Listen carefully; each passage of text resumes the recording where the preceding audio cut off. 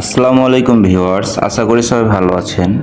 আপনি কি জানেন ইটের গুণমান যাচাই না করলে আপনার ভবন ধসে পড়তে পারে? ইটের গুণমান কিভাবে যাচাই করবেন, ফিল্ডে ইট পরীক্ষা করার সহজ ও বাস্তবধর্মী কিছু টিপস থাকছে এই ভিডিওতে। একজন সিভিল ইঞ্জিনিয়ার হিসেবে ইটের সঠিক মান যাচাই করা অত্যন্ত গুরুত্বপূর্ণ, কারণ এটি ভবনের মজবুতির সাথে সম্পর্কিত। ইট সাধারণত বেশ কয়েক প্রকারের হয়ে থাকে, যেমন first class brick, second class brick, third class brick, machine made brick, ceramic brick.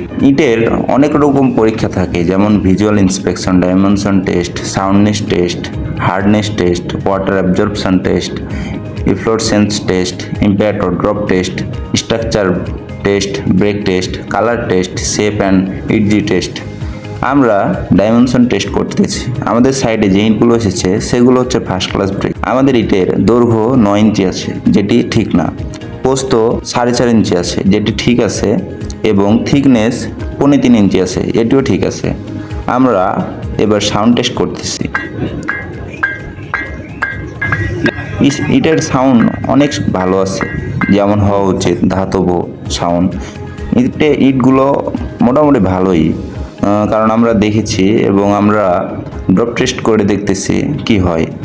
আমরা প্রথমে মাটির উপরে ফেলে দেখলাম, ইট ভাঙলো না। পরে আমরা নিচে একটা ইট দিয়ে তার উপরে ফেলে দেখলাম, নিচের ইটটি ভাঙছে, কিন্তু আমাদের ইটগুলো শ্যাম্বল ইটগুলো ভাঙে নাই। তার মানে বোঝা যাচ্ছে যে আমাদের ইটগুলো অনেক ভালো ইট এসেছে, যদিও তার দৈর্ঘ্য কম। আমাদের সাইডে মিটার না থাকে, আমরা ওয়াটার অ্যাবজর্পশন টেস্টটা করতে পারি নাই, কিন্তু আপনারা এইভাবে করে নেবেন। পানিতে 24 ঘন্টা রেখে যদি 20%-এর বেশি ওয়াটার শোষণ করে, তাহলে ইটটি ভালো না।